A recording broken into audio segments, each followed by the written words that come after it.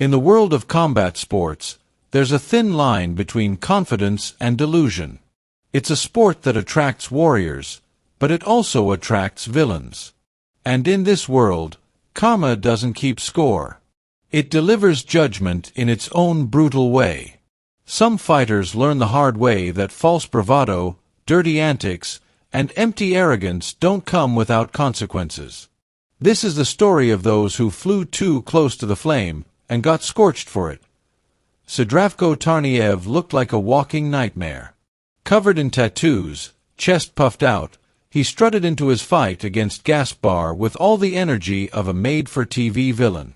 He wasn't just confident, he was dripping in smugness. Before the fight even began, Tarniev made a mockery of the moment, reaching for his opponent's throat in an act of fake dominance. It wasn't just posturing, it was a warning sign of what kind of man he was. But the cage doesn't play favorites, and as soon as the bell rang, all that cockiness evaporated. Tarniev's illusion shattered the moment Gaspar's fists started flying. Karma didn't knock, she kicked the door down and dragged him face-first into reality. Bob Sapp was one of the most notorious examples of hype over heart. A hulking figure who towered over his opponents, he seemed every bit the destroyer his handlers wanted him to be. But once the lights came on and real adversity showed up, Sapp melted. Built on artificial strength and padded records, Sapp's career was a series of mismatches and half-hearted performances. When he faced off against Mario Pudzianowski, a man more famous for pulling trucks than throwing punches, Sapp assumed he was in for another easy payday. He even mocked Pudzianowski beforehand, calling him a helpless little girl. But once inside the cage, roles reversed. Pudzianowski ragdolled the so-called beast, manhandling him like a sack of potatoes. Each punch was a reckoning. Sapp had become the spectacle, a sideshow to be laughed at, not feared. Cockiness comes in many forms, but few wore it like Bob Abdul-Lazizov. Riding high on a 7-fight undefeated streak, Lazizov carried himself like an untouchable man. He wasn't just winning, he was dismantling people, and he loved every second of it. But cocky rats never stay undefeated. Mozkat Espelot wasn't fazed by the bravado. While Lazizov danced and mouthed off, Mozkat stayed ice-cold. When the cage closed, Mozkat went to work, crippling Lazizov with low kicks, mauling him on the ground, and turning his legs into rubber. Lazizov's swagger collapsed along with his balance, and as he lay there, the look on his face was unmistakable. Humiliation served cold. Then there was Megamemed Vave, a cocky, arrogant fighter who talked big, smiled wide, and tried to win the mental war before the first punch was thrown. His opponent, Tony Johnson, shook his hand respectfully, smiled back, and said nothing. But the silence was loud. Inside the cage, Vave did manage to land some sharp shots early. But arrogance is a slow poison. It dulls the instincts and dims the senses, and when karma finally struck, it didn't whisper. It roared.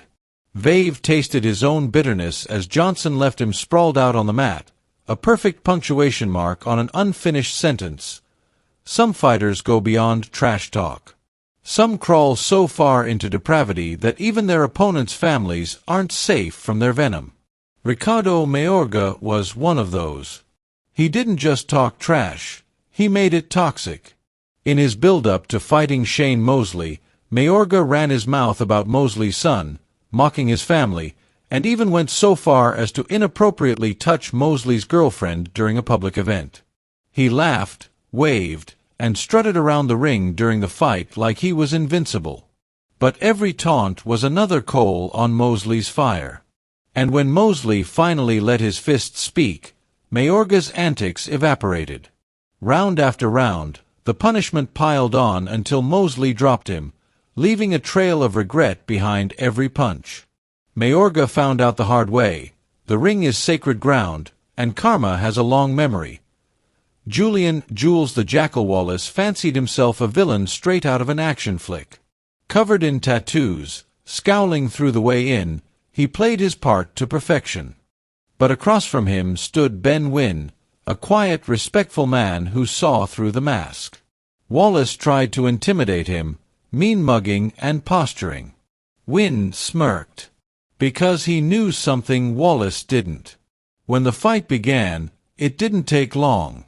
Wallace's bark disappeared the moment he tasted real adversity. Wynn tore through him like paper, and with one devastating knockout, the mask shattered. No script. No swagger. Just a humbled man lying still. Arrogance sometimes looks like mockery. That was Giovanni Andrade's mistake when he faced Olympic gold medalist Guillermo Rigondeaux. Andrade spent the fight taunting, inviting punches, laughing, and waving Rigondeaux forward. But Rigondeaux didn't flinch. He waited. He watched. And then he struck. A single, surgical left hook to the liver sent Andrade crashing down in pain. No more games. No more gestures. Just a silent lesson carved into Andrade's ribs: don't mock a master. Tony Harrison's fall was poetic. Leading into his 2023 showdown with Tim Tszyu, Harrison dismissed the Aussie fighter entirely. He called him basic, predictable, and nothing special. He even had the nerve to throw imaginary gun signs mid-fight, showing off while under fire. But Tszyu didn't need to talk. He let the leather do the explaining. Round by round, he broke Harrison down, slicing through the bravado until Harrison could barely stand. By the ninth, Tszyu had reduced Harrison to a shell, and the ref stepped in to save what was left of his ego. Jorge Paez was all flash, neon trunks, wild hair, and showboating that bordered on comedic. But when he fought Augie Sanchez in 1999, the party ended. Even after being knocked down early, Paez continued to clown around, dropping his hands and inviting disaster. In round 7, Sanchez delivered. A monstrous left hand ended the show permanently. Paez didn't just lose, he face-planted into infamy, proving that when you mock fate, fate often punches back. In a karate combat showdown between Freddie Masabo and Dana Batgirl, respect was thrown out the window the moment Masabo disrespected Batgirl's traditional Mongolian hat. If you're from Mongolia, you know how sacred that symbol is. But Masabo didn't care. He taunted, postured, and even rocked Batgirl early in the fight. But Batgirl weathered the storm. And when the time came, he soared, literally. A flying knee ended Masabo's night and sealed his legacy as the man who let arrogance become his undoing. Derek Chisora is no stranger to drama. In 2016, at a press conference with Dillian White, he smashed a table in an outburst of wild aggression. But theatrics don't win fights. He lost the bout by split decision. In their rematch, Chisora seemed more composed, but still cocky. White, on the other hand, was a storm waiting to strike. And when he did, it was thunderous. A left hook closed a chapter on their rivalry, proving that rage without control is just noise. Then came the TikToker known as Actel, a man who talked himself into a war he wasn't ready for. Against Murad legend, Actel played the fool, spitting insults, taunting on social media, and acting as though clout was a combat strategy. When the fight began, he landed a few wild shots, but Murad kept dragging him back down with ruthless takedowns. The final verdict came via the judges, but the real lesson was imprinted across Actel's bruised face. Some rats come with dance moves. Anatoly Nadratovsky head-butted his opponent during the face-off, then danced his way into the cage like a villain from a cartoon. But Myri Sadegov didn't dance. He cut. And when he rained down elbows from the top position, Anatoly folded, melting under the heat of his own idiocy. The performance was over. The pain was real. Cedric Dum is a name feared in kickboxing, and when Alim Nabiev decided to play dirty, throwing illegal shots to the back of Dum's head, he signed his own execution notice. Dum didn't flinch. He tightened his focus, landed crisp low kicks, and eventually walked Nabiev into a right hand that turned off his lights like a power outage. Nabiev strutted like a star, but stars fall. 2 March 2004, Nate Campbell was toying with Robbie Peden. 4-5 straight rounds, he styled on his opponent, landing shots at will and shaking his head like a showboat who thought the fight was already won. Then came a left hand that shut the lights off and shut Campbell up. The fight was over, and the lesson was clear: never celebrate too soon. Alex Hannon stepped into his fight against Andrei Movic already wearing the mask of arrogance. Gun signs. Sneaky cheap shots. Cocky smiles. But Movic wasn't here to entertain. In the first round, he battered Hannon with clean shots. But Hannon didn't learn.